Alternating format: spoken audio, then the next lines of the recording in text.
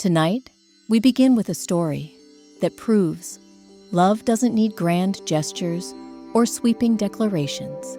Sometimes the most beautiful romances are built from dandelion wishes, shared dreams, and the quiet understanding that adventure isn't always about distant places. It's about finding magic in the everyday moments with someone who sees the world exactly the way you do. So before we settle into this gentle tale, take a moment to get comfortable, perhaps dim the lights, and let yourself drift into a story that's been warming hearts for generations. Carl Fredricksen was 8 years old when he first discovered that houses could fly. Not really, of course, but in the flickering light of the Paradise Theater, anything seemed possible. The newsreel played the same footage every week, showing Charles Muntz, the famous explorer, standing beside his magnificent dirigible, the spirit of adventure. Carl pressed his nose against the glass of the candy counter, watching the black and white images dance across the screen, while other children chatted and rustled their popcorn bags. But Carl wasn't like other children. He was quiet where they were loud, thoughtful where they were impulsive. He carried a small notebook everywhere, sketching airships in distant mountains, dreaming of places where the clouds touched the earth. His hero wasn't a baseball player or a movie star. It was Charles Muntz, the man who promised that adventure was out there, waiting for anyone brave enough to seek it. That particular Saturday afternoon, in 1939, something magical happened. As Carl walked home from the theater, his head full of flying machines and unexplored territories, he heard a voice coming from the old abandoned house on Maple Street. It wasn't a scary voice, though the house looked like it should have been haunted. Instead, it was bright and cheerful, full of excitement and wonder. "Paradise Falls, here I come," the voice announced to no one in particular. Carl stopped walking. He knew about Paradise Falls. It was the legendary waterfall in South America that Charles Muntz had discovered, a place so remote and beautiful that most people thought it was just a myth. Curiosity overcame his natural shyness, and Carl found himself creeping closer to the broken fence surrounding the old house. What he saw inside made his heart skip. A girl about his age stood in what used to be the living room, wearing aviator goggles that were far too big for her face and a leather jacket that hung past her knees. She had constructed an elaborate obstacle course out of old furniture, broken boards, and what looked like half the contents of someone's attic. But most amazing of all, she was talking to an enormous balloon made from what appeared to be bed sheets and twine. "My balloon's ready, Mr. Fredricksen," she said, apparently addressing the makeshift aircraft. "South America, here we come." Carl blinked in surprise. She knew his name. How did she know his name? The girl turned around, and Carl saw the biggest, brightest smile he'd ever encountered. Her hair was red and wild, escaping from beneath a pilot's cap, and her eyes sparkled with the kind of mischief that usually got people into wonderful trouble. "Oh," she said, noticing Carl for the first time. "You're not Mr. Fredricksen. You're just a kid like me." Carl opened his mouth to speak, but only managed a small squeaking sound. The girl didn't seem to mind. "I'm Ellie," she announced, as if that explained everything. "And this is my clubhouse. Well, it's not really mine, but nobody else is using it, so I figured it was okay. Do you like Charles Muntz?" Carl nodded enthusiastically, finally finding his voice. "He's my hero." Ellie's smile grew even bigger, which Carl hadn't thought was possible. "Mine too. I'm going to be an explorer, just like him someday. I'm going to fly to Paradise Falls and live there forever and discover new species of birds, and maybe find some treasure."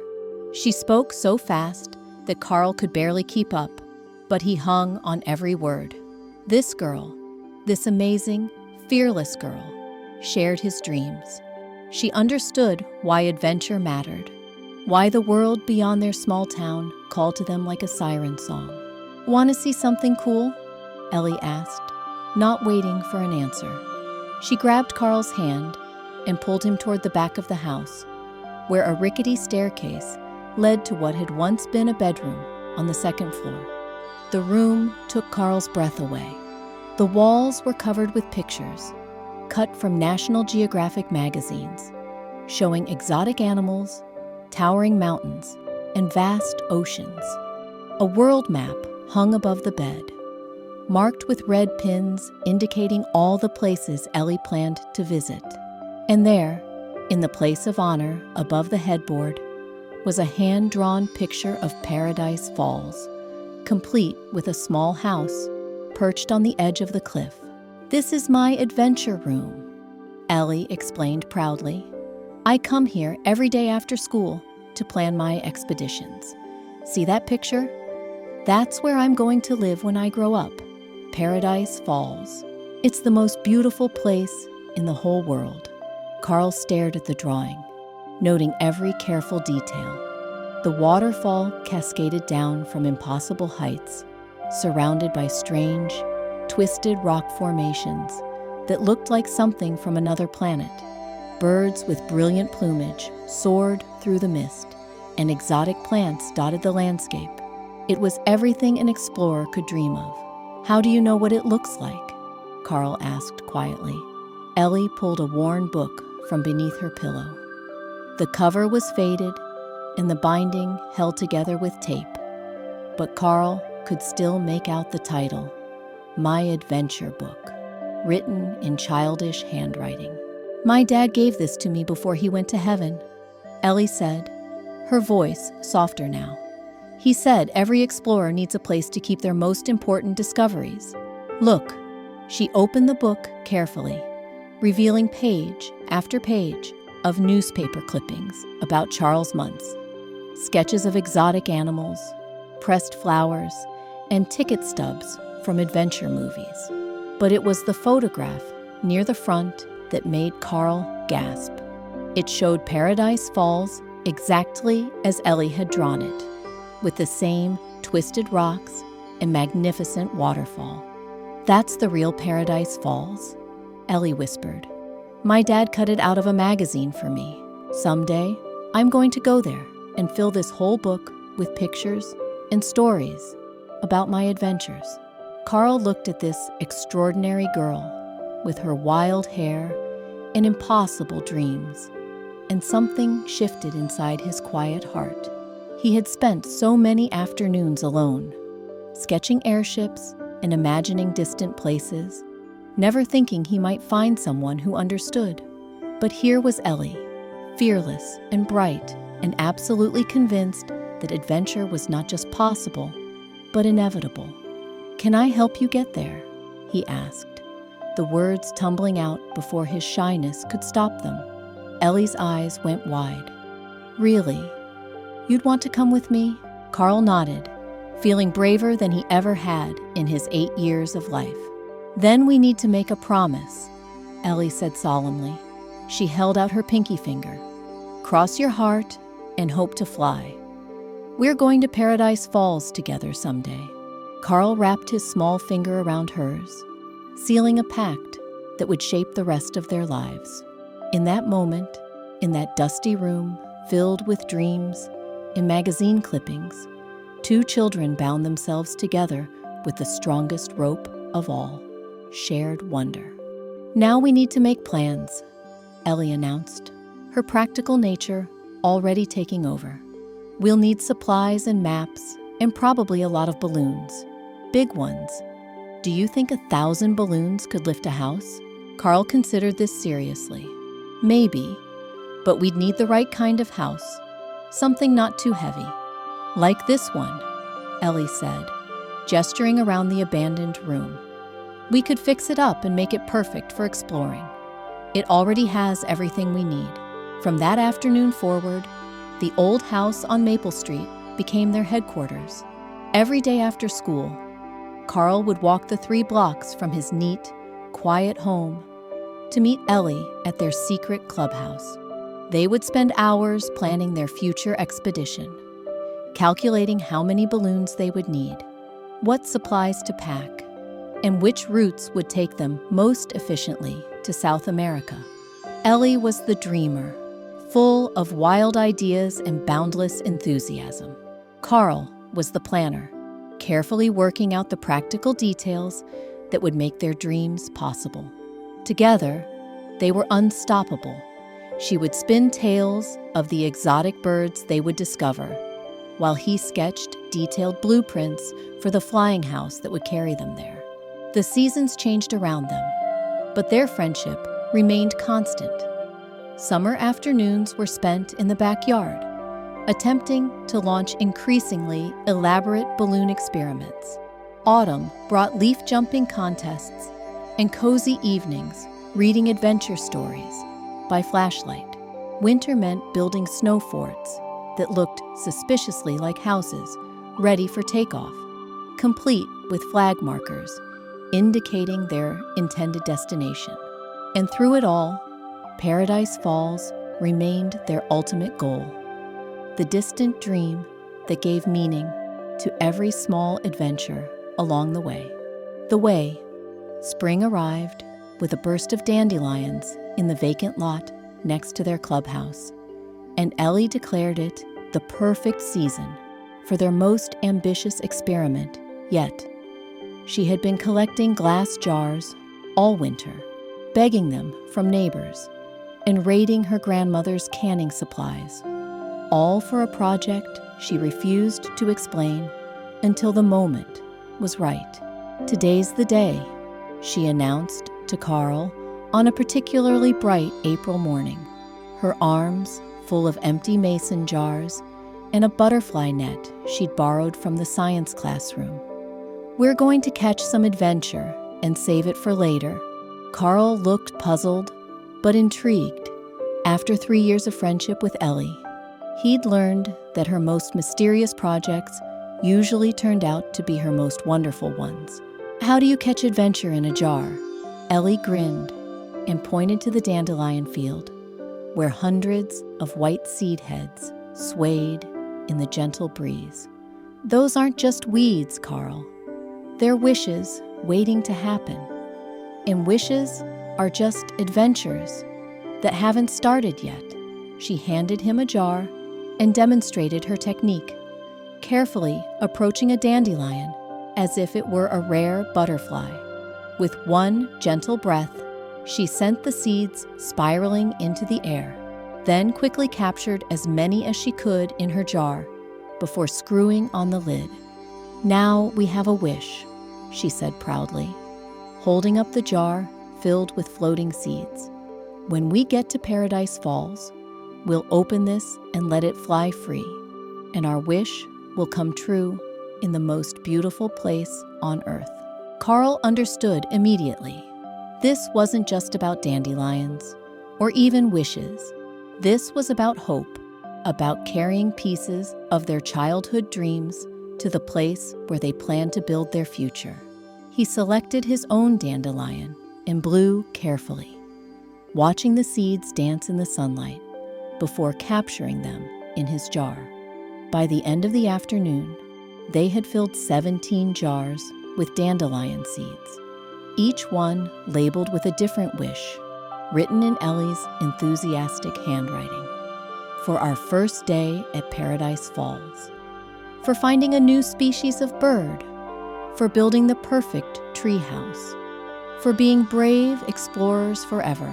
They lined the jars along the windowsill of their clubhouse, creating a treasury of bottled dreams that caught the light and cast dancing shadows on the walls.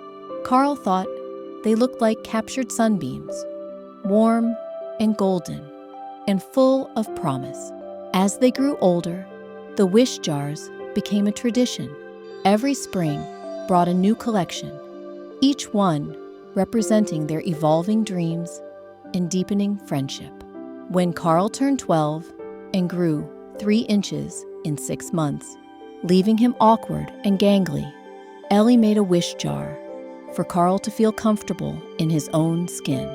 When Ellie's grandmother moved away, leaving her feeling lonely and displaced, Carl contributed a jar labeled, "For Ellie to always have a home in someone's heart." The jars multiplied and evolved, becoming a visual diary of their shared childhood. Some contained pressed flowers from their nature walks. Others held interesting pebbles or feathers they'd found during their backyard expeditions. One special jar held water from the creek behind Carl's house, saved from the day they'd built their first successful raft and managed to navigate all the way to the old mill without sinking. Their friendship deepened with each passing season. Carl discovered that Ellie's boundless energy came with moments of surprising gentleness. She was the one who sat with him when his grandfather passed away, not saying anything, just sharing her sandwich and letting him know he wasn't alone. She taught him that it was okay to cry, that even explorers needed to acknowledge when their hearts were heavy. Ellie learned that Carl's quiet nature masked a fierce loyalty and a creativity that complemented her own wild ideas perfectly. When she sprained her ankle during one of their more ambitious tree climbing expeditions, Carl spent an entire week bringing her books about South American birds and sketching elaborate plans for wheelchair-accessible tree houses, just to keep her spirits up. By the time they reached high school, their clubhouse had transformed into something that would have made Charles Muntz himself proud. The walls were covered with maps, charts, and detailed expedition plans. Carl had constructed a working model of their future flying house, complete with tiny furniture and miniature versions of all the supplies they would need. Ellie had compiled an extensive library of books about South American wildlife, geography, and survival techniques.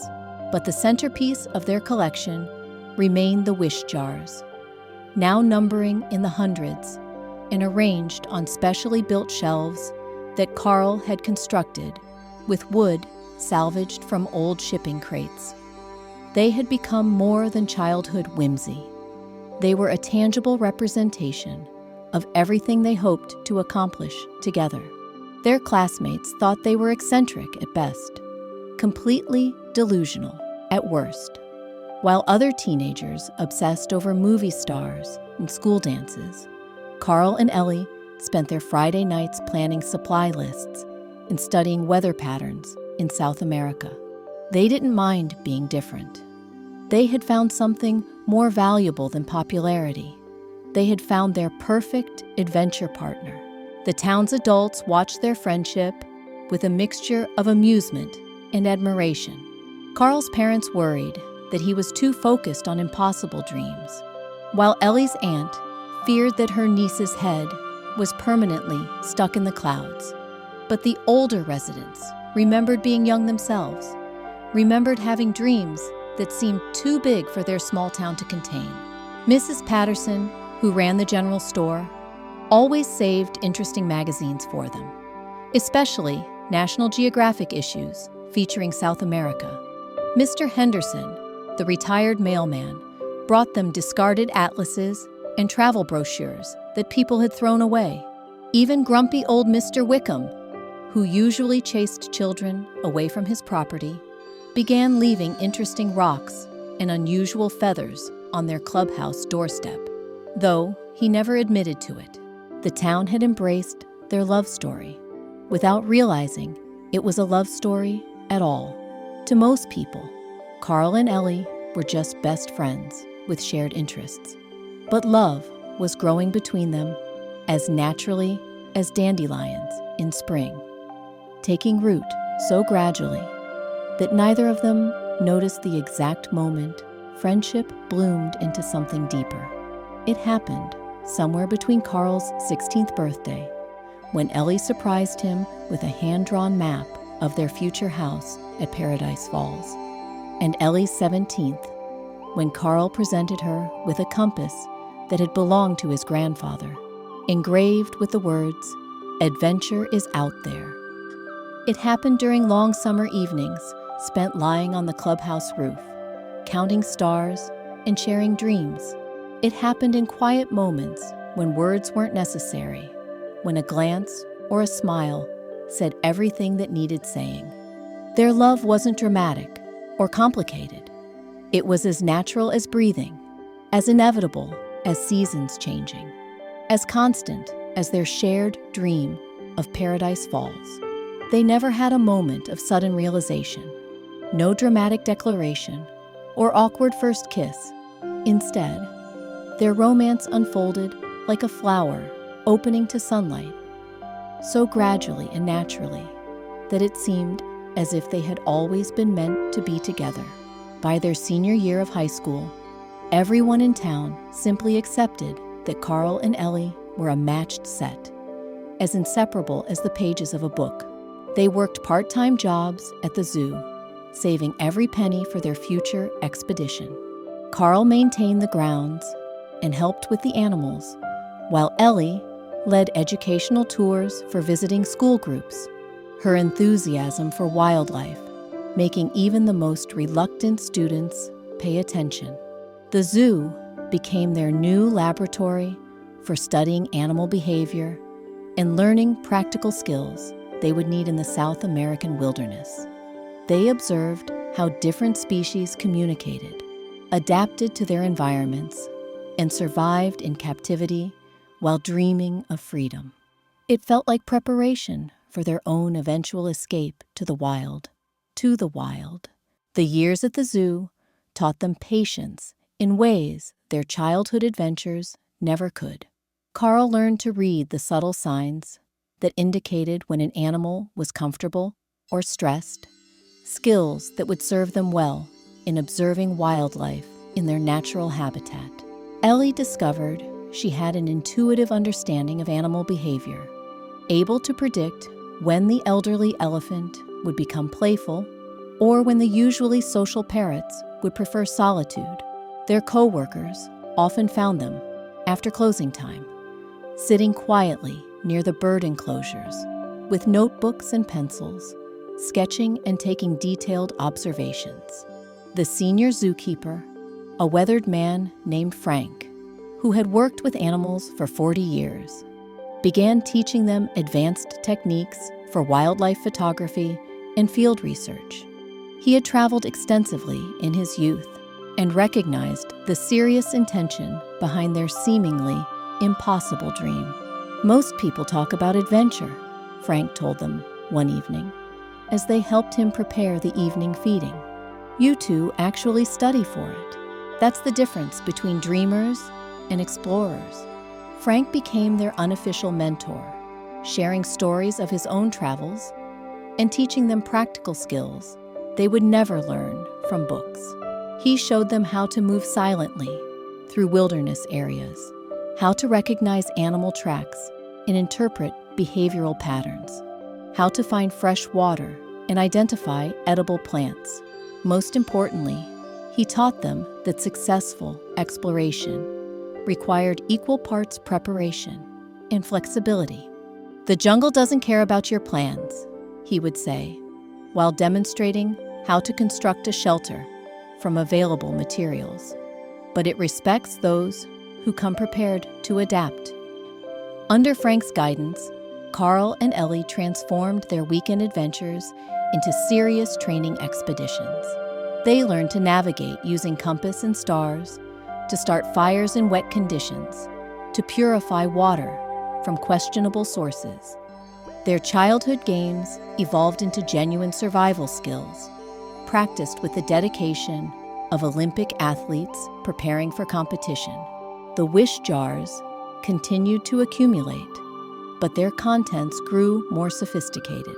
Instead of simple dandelion seeds, they now preserved samples of rare plants they hoped to study, pressed flowers from each season to document the changing year, even small vials of water from different streams and ponds around their town.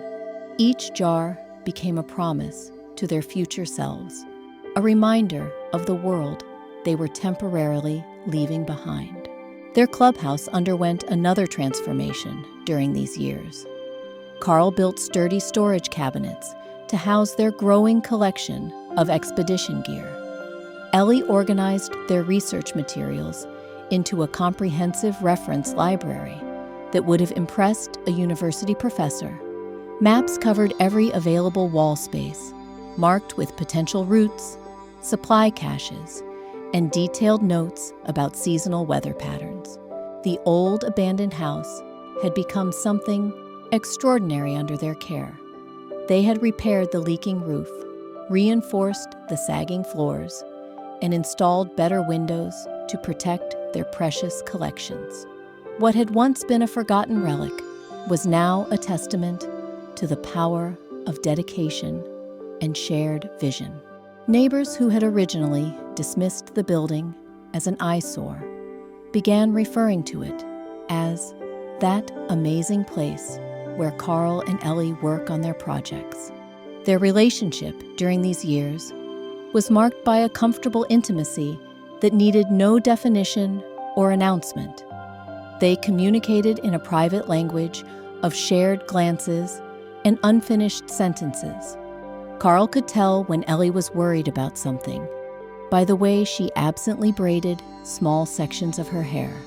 Ellie knew that Carl's sudden focus on organizing already organized supplies meant he was working through a problem that needed time and space to resolve. They had their first real argument during the spring of their senior year, not about anything dramatic or romantic, but about the practical details of their expedition timeline. Carl wanted to spend additional years saving money and acquiring professional-grade equipment. Ellie worried that too much planning might drain the spontaneity and wonder from their adventure. What if we save for so long that we forget why we wanted to go in the first place? She asked during one of their heated discussions in the clubhouse. What if Paradise Falls becomes just another item on a checklist instead of a dream worth chasing? Carl understood her concern, but his methodical nature rebelled against the idea of embarking on such a significant journey without adequate preparation. What if we go too early and end up unprepared for something dangerous? What if our lack of proper equipment means we can't stay as long as we want? Or worse, we have to turn back before we even get there. They spent 3 days avoiding each other, each convinced that their approach was the sensible one. Carl threw himself into maintenance projects around the zoo with unusual intensity, while Ellie organized and reorganized their research materials with obsessive precision. Their co-workers noticed the tension immediately, but wisely chose not to interfere. The resolution came, as it often did with them, through a moment of shared wonder that reminded them why they belonged together. Carl was working late in the reptile house when he discovered that one of the large iguanas had laid eggs. He knew immediately that Ellie would want to observe the nesting behavior, regardless of their current disagreement. He found her in the clubhouse, sitting among the wish jars, with her adventure book open on her lap, adding new sketches to pages that were already crowded with plans and dreams. She looked up when he entered, and he saw that she had been crying, though she tried to hide it. "The iguana laid eggs," he said quietly. "I thought you might want to see." Ellie closed her book and followed him back to the zoo without a word. They spent the next 2 hours in comfortable silence, watching the protective mother iguana arrange her nest and carefully position each precious egg. The simple beauty of the moment reminded them that some things couldn't be rushed or planned, that nature operated on its own timeline, regardless of human schedules. "We're both right," Ellie said finally, her voice barely above a whisper. "We need to be prepared, but we also need to trust that the right moment will come." Carl nodded, understanding flooding through him. Their argument hadn't really been about timelines or equipment. It had been about fear, about the enormous step they were planning to take together, and the weight of responsibility that came with turning childhood dreams into adult realities. "How about this?" he suggested. "We give ourselves 2 more years to save and prepare. If we're not ready by then, we probably never will be. But if we are ready, we go, even if it means leaving some things unfinished." Ellie smiled, the first genuine smile he'd seen from her in days. 2 years. That's perfect. It gives us time to do this right. But not so much time that we lose our nerve.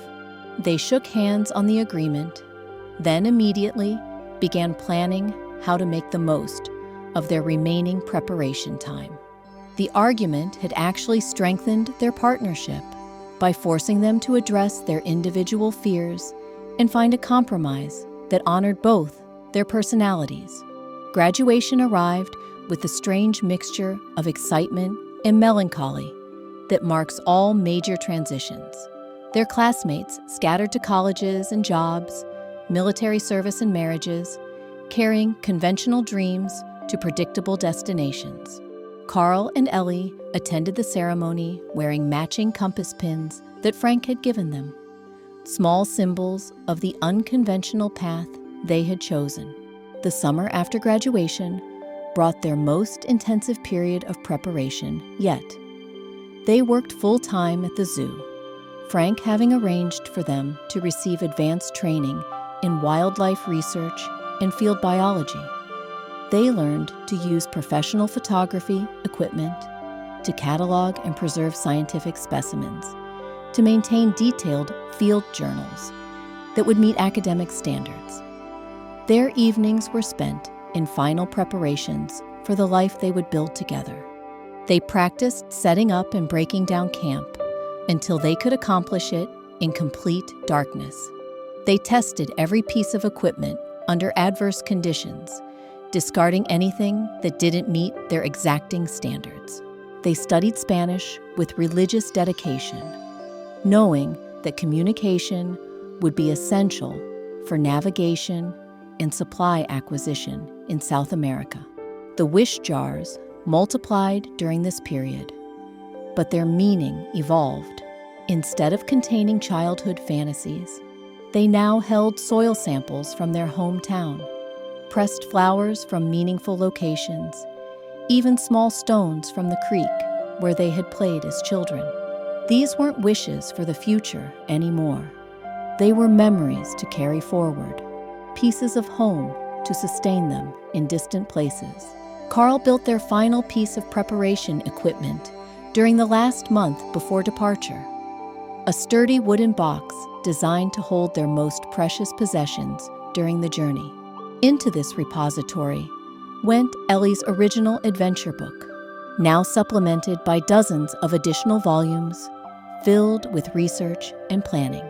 Carl's detailed sketches and engineering drawings earned their own protective folder. The most treasured wish jars were carefully wrapped and nestled in custom-fitted compartments. But the centerpiece of the collection remained the faded photograph of Paradise Falls that had started everything, now professionally mounted and protected behind glass. This single image had inspired years of preparation, shaped 2 young lives, and created a love story built on shared dreams and mutual respect. As their departure date approached, the entire town seemed invested in their success. The local newspaper ran a feature story about the young couple planning to fulfill their childhood dream of reaching Paradise Falls. Neighbors stopped by with small gifts and practical advice. Children from the school where Ellie had volunteered brought drawings of exotic birds for her to find in the jungle. Frank organized a farewell party at the zoo, attended by what seemed like half the town.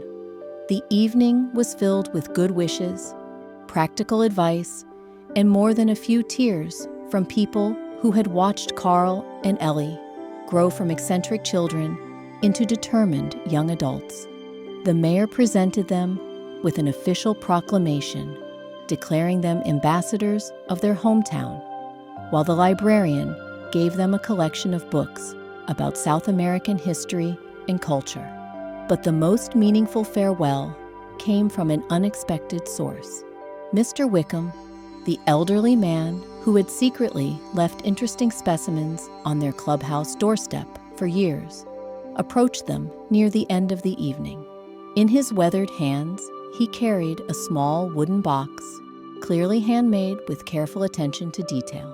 "This belonged to my grandfather," he said gruffly, pressing the box into Ellie's hands.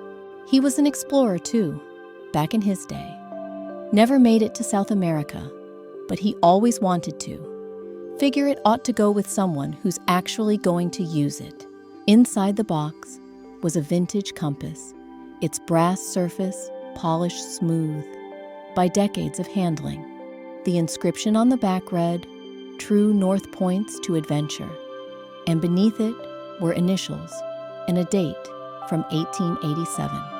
Carl and Ellie looked up at Mr. Wickham with tears in their eyes, but the old man was already walking away, muttering something about not having time for sentimental nonsense.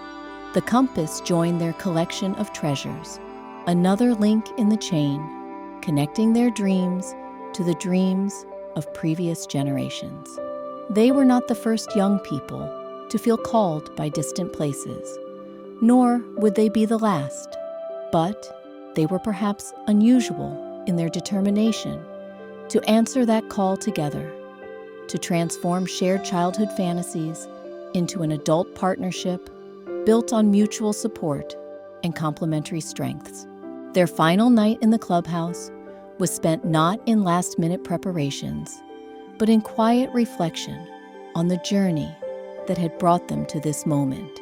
They sat among the wish jars and maps, the research books and expedition gear, remembering the 8-year-old children who had made a promise to reach Paradise Falls together.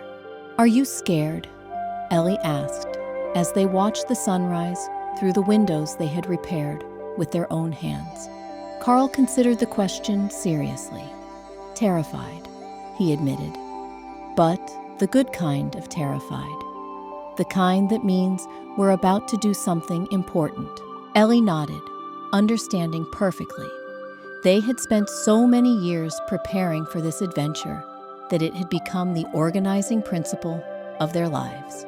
Tomorrow, they would discover whether reality could match the power of their shared imagination. As the morning light illuminated their collection of bottled wishes, Carl and Ellie began the careful process of packing their dreams for transport to Paradise Falls. Each jar was wrapped in protective cloth, each book secured in waterproof containers, each piece of equipment checked one final time before being loaded into their traveling cases. The house that had sheltered their friendship and nurtured their love would soon be empty again, but it would never truly be abandoned. Too many dreams had taken root within its walls. Too many promises had been made beneath its roof. Like the wish jars they were carrying away, the old house had become a repository of hope, a tangible reminder that some dreams are worth a lifetime of preparation. Lifetime of preparation. The morning of departure arrived with the kind of golden sunlight that makes everything seem possible. Carl and Ellie woke before dawn, not from nervousness, but from pure anticipation. They had dreamed of this day for so long that it felt almost surreal to be living it. Their packed bags sat by the door like patient companions, ready for the journey that would transform them from hometown dreamers into genuine explorers.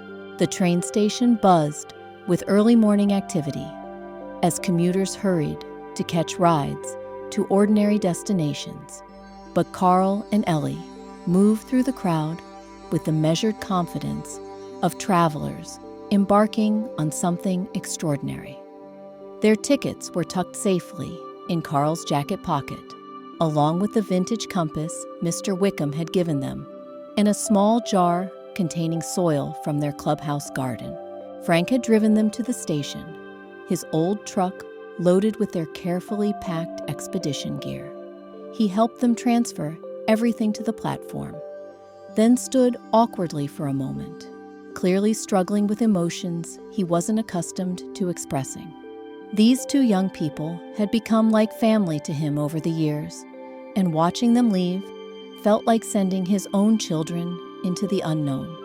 "Remember what I taught you about reading weather patterns," he said gruffly, adjusting his worn baseball cap. "And don't try to be heroes if something goes wrong. Smart explorers know when to retreat and regroup." Ellie hugged him tightly, surprising the reserved man who had become their mentor.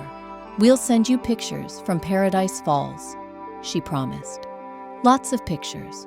Carl shook Frank's hand with the solemnity of a business agreement. "Thank you for everything. We couldn't have done this without you." The train's whistle echoed across the platform, signaling 5 minutes until departure. Carl and Ellie gathered their belongings and found their seats by the window, settling in for the first leg of their journey. As the locomotive began its slow pull away from the station, they pressed their faces to the glass and waved goodbye to Frank, to their hometown, and to the childhood that had prepared them for this moment. The landscape rolled past their window like pages in a picture book, each mile carrying them further from the familiar and closer to the extraordinary. They had studied this route countless times on maps, but experiencing it in person felt entirely different. The mountains grew taller, the forests denser, the sky wider. Even the air seemed to carry hints of adventure and possibility. During the long hours of travel, they took turns reading aloud from their collection of South American guidebooks, sharing discoveries and pointing out interesting details to each other. Ellie sketched the changing scenery in her journal, while Carl made careful notes about travel times and connections. Their fellow passengers smiled at the obvious excitement of the young couple, remembering their own youthful adventures or regretting dreams they had never pursued. At each station stop, Carl and Ellie stepped onto the platform to stretch their legs and observe the local wildlife. Even common birds seemed more interesting when viewed as practice for the exotic species they would soon encounter. They compared their field guide illustrations to the real creatures they spotted, testing their identification skills and building confidence in their naturalist abilities. The journey took on a rhythm of its own, marked by shared meals, quiet conversations, and comfortable silences filled with anticipation. They played simple games to pass the time, counting different types of animals they spotted from the window, or competing to see who could identify cloud formations first. These gentle activities reminded them that adventure didn't always require dramatic action. Sometimes it was enough to simply pay attention to the world with curious, grateful eyes. As evening approached on their second day of travel, they reached the port city where they would board the ship that would carry them to South America. The salty air and cry of seagulls announced their arrival in a new chapter of their journey. The harbor bustled with activity as cargo was loaded and passengers prepared to embark on voyages to distant continents. Their ship was smaller than the grand ocean liners they had seen in movies, but it looked sturdy and well-maintained. The crew moved with practiced efficiency, securing equipment and welcoming passengers aboard. Carl and Ellie found their modest cabin and carefully stowed their precious cargo of research materials and expedition gear.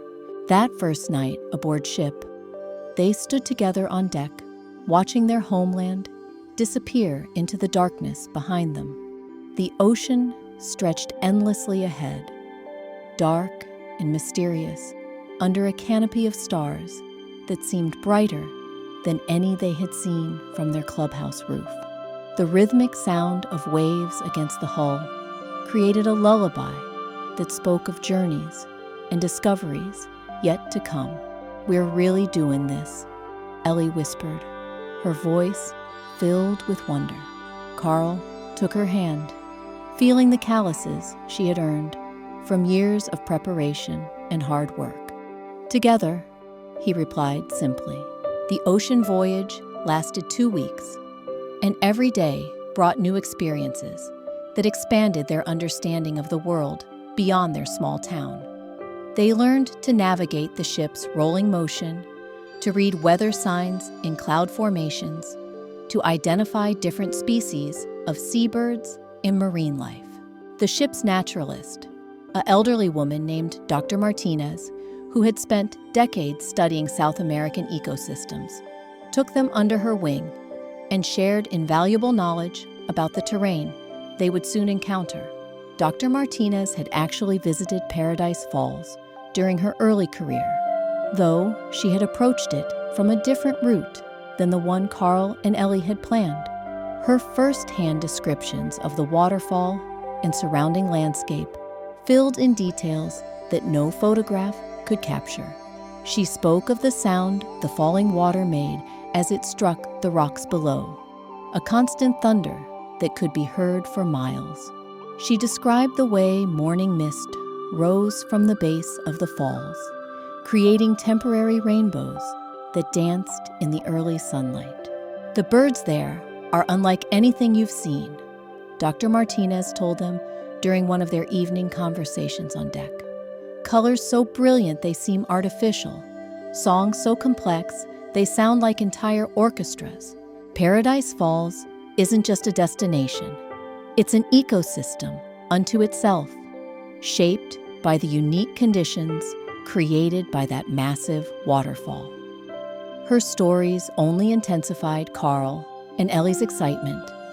They spent hours discussing how they would document the species they encountered, what research projects they might pursue, how they would establish their base camp to minimize impact on the delicate environment. These weren't just the fantasies of eager tourists. They were the careful considerations of serious naturalists preparing to conduct meaningful scientific work. The ship made several stops at ports along the South American coast, giving Carl and Ellie opportunities to practice their Spanish and experience the vibrant cultures they would encounter during their inland journey. Each port offered new sights, sounds, and flavors that reminded them how much of the world they had yet to discover. Street vendors sold exotic fruits they had never tasted. Musicians played rhythms that made their hearts dance, and children played games that transcended language barriers. At their final port of call, they gathered supplies for the inland portion of their journey. Carl methodically checked items off their carefully prepared list, while Ellie practiced her Spanish with local shopkeepers, her enthusiasm overcoming any embarrassment about grammatical mistakes. They hired a guide named Miguel, recommended by Dr. Martinez, who knew the region around Paradise Falls and could help them navigate both the physical terrain and cultural customs they would encounter. Miguel was a quiet man in his 50s who had worked as a guide for scientists and adventurers for most of his adult life. He examined their equipment with professional interest, nodding approvingly at their choices and suggesting a few additional items that would prove useful in the jungle environment. His calm competence reassured Carl and Ellie that they had chosen their preparations wisely. "Paradise Falls," Miguel said when they explained their destination, his weathered face breaking into a rare smile. "Beautiful place. Dangerous too, but beautiful. You have good equipment, good attitude. We will get you there safely." The overland journey began with a truck ride through increasingly wild terrain, the road gradually deteriorating from paved highway to dirt track to barely visible trail. Carl and Ellie pressed their faces to the windows, amazed by the density of the jungle and the incredible variety of plant and animal life, visible even from the moving vehicle. Every few miles brought new species of birds, different types of trees, unique flowering plants that made them wish they could stop and examine everything in detail. When the truck could go no further, they transferred their gear to pack mules and continued on foot. This was the moment their years of training truly proved valuable. The techniques Frank had taught them, the endurance they had built through countless practice hikes, the teamwork they had developed over years of shared adventures, all came together to make them effective wilderness travelers. The jungle was more challenging than any of their practice environments had been, but also more rewarding. The diversity of life was overwhelming in the best possible way. Ellie filled page after page of her journal with sketches of new species, while Carl carefully mapped their route and recorded environmental conditions. They worked together like a well-oiled scientific team, each contributing their strengths to their shared mission of discovery. Miguel proved to be an excellent teacher as well as guide, sharing knowledge about jungle survival techniques, animal behavior patterns, and traditional uses for various plants.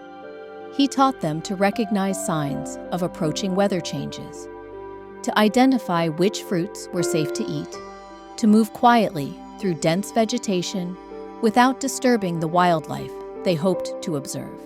Each evening, they made camp in carefully chosen locations that provided safety, comfort, and minimal environmental impact. Carl and Ellie took turns with cooking duties, preparing simple but nourishing meals over a small camp stove, while Miguel shared stories of other expeditions he had guided and the remarkable people he had met during his career as a wilderness guide. The nights were filled with sounds unlike anything they had experienced in their hometown. The jungle came alive after dark with calls, rustlings, and mysterious noises that spoke of creatures they had yet to encounter. Far from being frightening, these sounds filled Carl and Ellie with excitement. They were finally experiencing the wild world they had dreamed about for so many years. As they drew closer to Paradise Falls, the terrain became more challenging, but also more spectacular. The trees grew taller and more ancient, draped with vines and epiphytes that created entire vertical ecosystems. Strange rock formations appeared, twisted into impossible shapes by millions of years of geological processes. The sound of falling water grew steadily louder, a constant reminder that their ultimate destination was approaching. On their final morning of hiking, Miguel woke them before dawn with unusual excitement in his normally calm demeanor. "Today," he announced simply, "we reach Paradise Falls." Carl and Ellie packed their gear with trembling hands, scarcely able to believe that the dream they had shared since childhood was about to become reality. They had traveled thousands of miles, spent years in preparation, and overcome countless small challenges to reach this moment. The waterfall they had imagined, studied, and promised each other they would visit together was less than a day's hike away. And so our tale draws to a gentle close, like evening light fading over distant mountains. Carl and Ellie's story reminds us that the greatest adventures aren't always found in faraway places, but in the courage to dream together, to support each other through every season of life, and to believe that love itself is the most wondrous expedition of all. As you drift toward sleep tonight, Carry with you the warmth of their friendship, the power of shared dreams, and the beautiful truth that sometimes the most magical journey is simply finding someone who sees the world through the same wonder-filled eyes as you. Sweet dreams, fellow adventurers,